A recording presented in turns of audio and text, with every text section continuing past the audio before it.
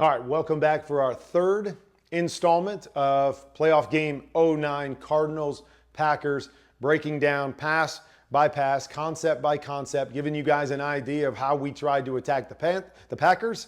And also, for those that are following on QBConfidential, talking about some of the plays that we've already installed in the playbook and how they look on the actual field. So let's keep this thing going.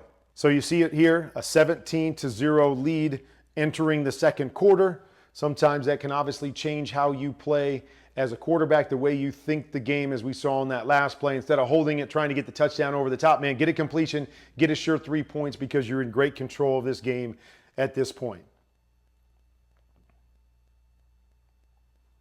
So here trying to take a shot down the field. Basically just goes across the board. Off of a run look.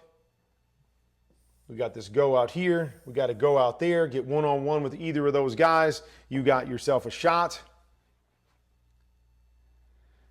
You get middle open.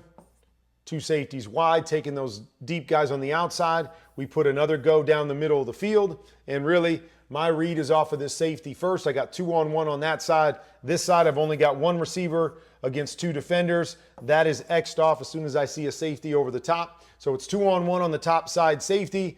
I get a carry here. I get a carry here. So always knowing where your check down is. Don't force it. 17-0 lead. Get completions. Boom. Just pop it to your back. Take what we can get, just like a run play. Pick up 5-6 yards. And now we're moving the chains.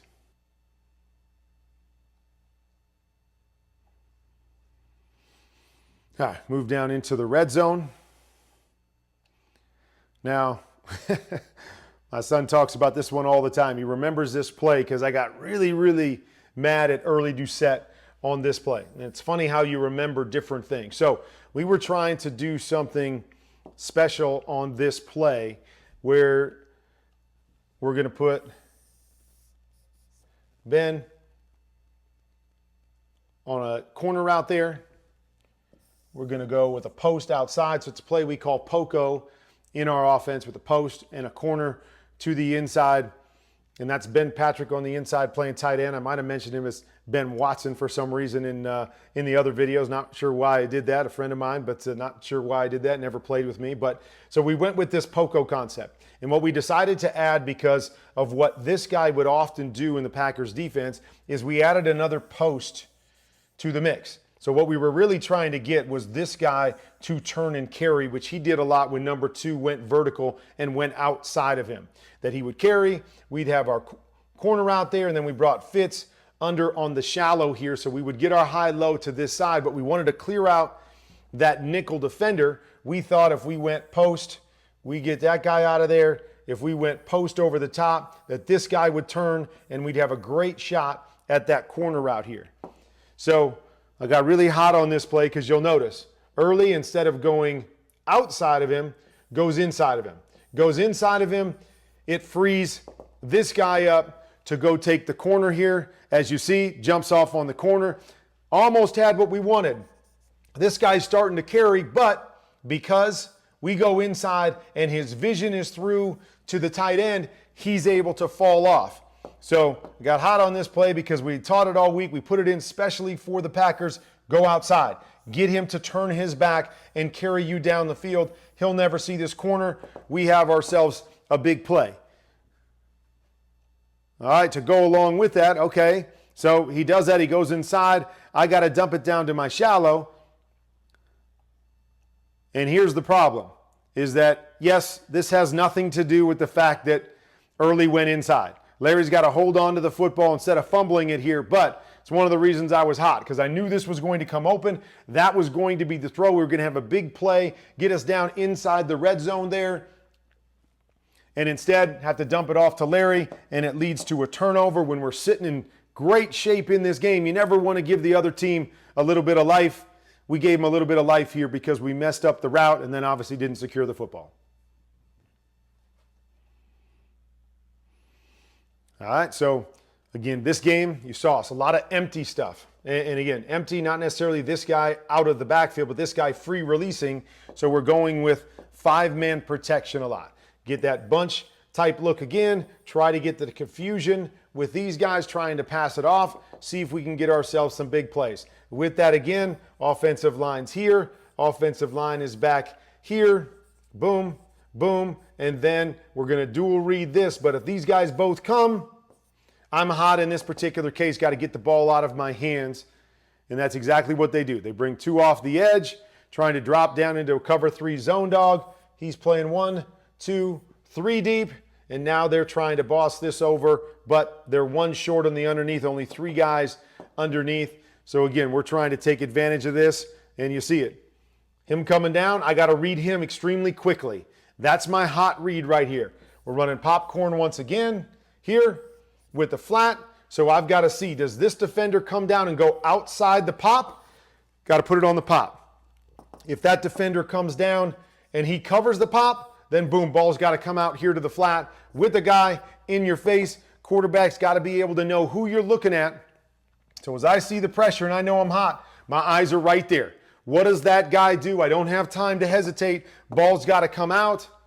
See him, he goes outside wide. Boom, able to take that shot, beat that inside backer with the throw, all because of timing and understanding who I'm looking at. So back down here in the red zone, 17-7 after the fumble. They go down and score. Now we got a chance to, again, open up the lead. It's funny. See us running the same play over and over and over again. It's a play that was working for us.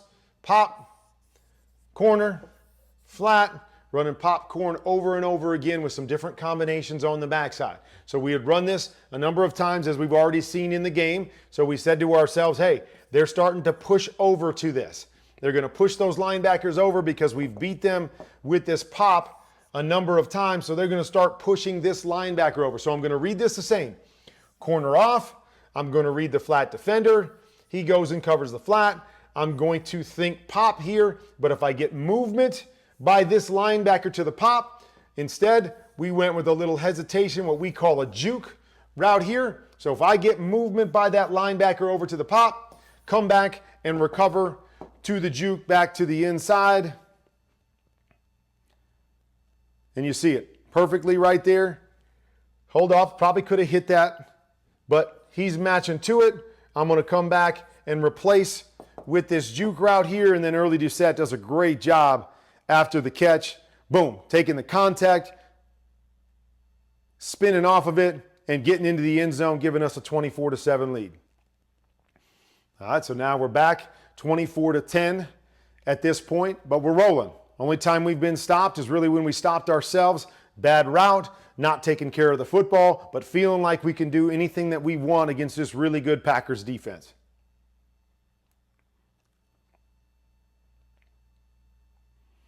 Okay, so we're running a little bit of what people call the mesh concept. Shallow here.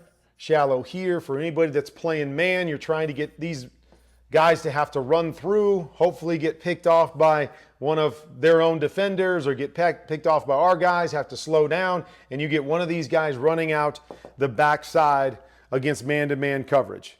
Okay, so kind of a version of man here with the cop defender. Okay, so anytime you're running mesh as a quarterback, you always got to look for these cop defenders, these free defenders. So it's man-to-man across the board.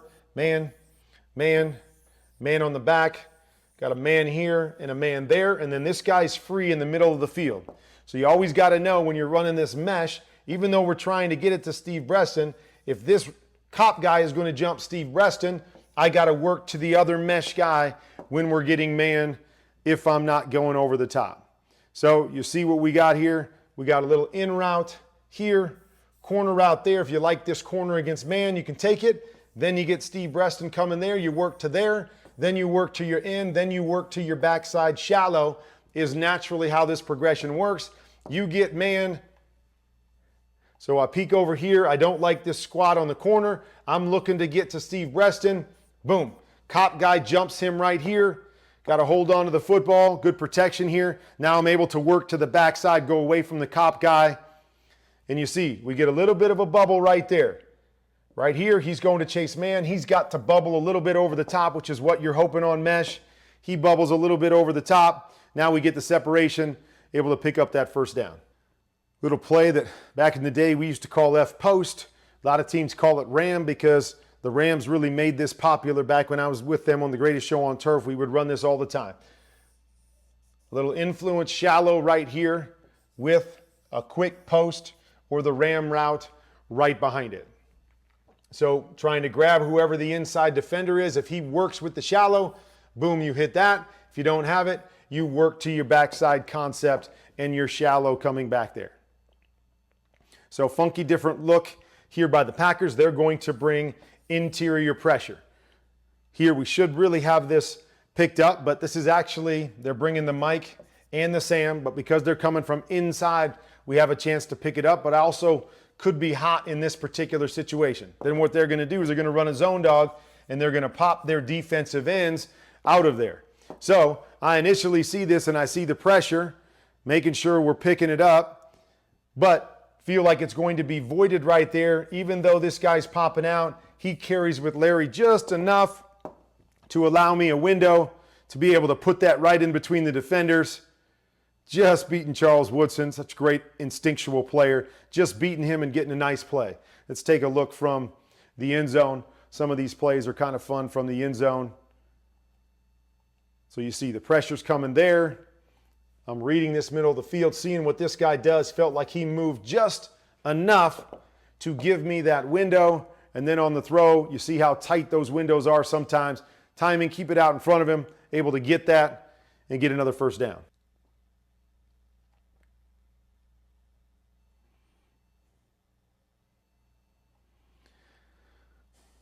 Play action here, trying to get another big play. You can play with these things sometimes when you've got a lead. Steve Breston's going to go here, little move to the corner, come back to the post, trying to see if we can get this guy to pull down, get him out of there and get a shot. If not, Larry Fitzgerald coming on the big end. We're going to replace there and then down to our check downs that are coming out off the play action.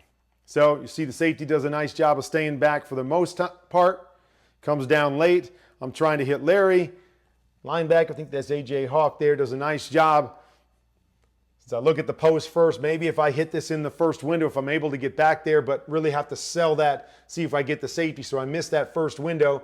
A.J. Hawk does a nice job of running back there, covering that up. So with the pressure, had a chance there in the second window. In this particular case, just throw this thing away, live for another down. I think we got a PI on this play because he ends up hitting him right there before the ball gets there, but that was really just a throwaway by me. So again, looking from the backside, you see the late rotation as I'm running play action.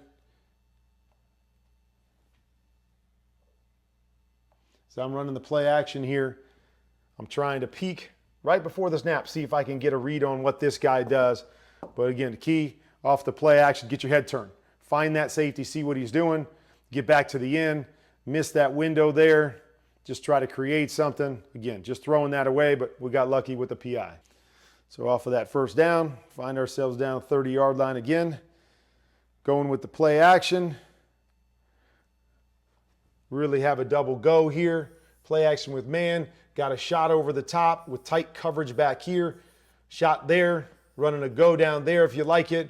And I believe Larry's running an in route here back behind it. So got a chance at Stevie Breston. I don't like it because of how tight it is there. Stepping up, you see Charles, Larry, hand fight. Looked like Larry kind of knocks him down, pushes him down as we're trying to find something, find him open because Woodson's laying on the ground. Get ourselves another touchdown on that play.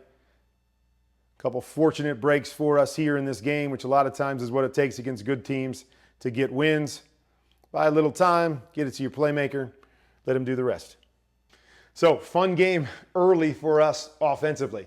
First half felt like we could do anything we wanted to do. Went in with a good game plan because we played them in week 17. We had 2 weeks to really prepare for this defense. Really good defense, top 1 or 2 defense in the league, but felt like there was a few things that we could do to create some matchups and get some big plays against them. And you see it all played out here in the first half, really going well for us outside of the one blemish, the bad route, the fumble by Larry, giving them some easy points, getting them on the board. But, good first half for us, even though they turned it around a little in the second half, able to have some of their own offensive success, but a great football game. Hope you're enjoying this. we'll pick up from here as we move forward.